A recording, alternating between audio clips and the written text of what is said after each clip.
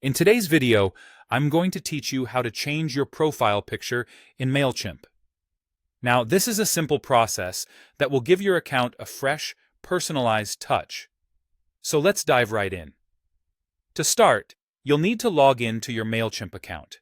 Once you're on your Mailchimp homepage, take a look towards the top right corner of the screen.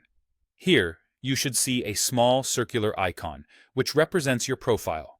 Go ahead and click on this profile icon. Next, a drop-down menu will appear with a list of options.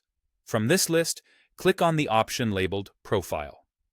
This step will take you to your personal profile settings, where you can make various changes to customize your account. Once you're on your profile page, look for the button that says Upload Photo. Clicking this will open a File Explorer window on your computer. From here, you can navigate through your device to find the picture you'd like to use as your new profile image.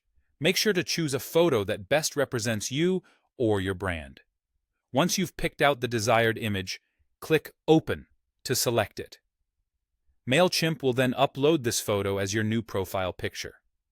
After your new picture has been successfully uploaded, take a moment to ensure it looks exactly how you want it.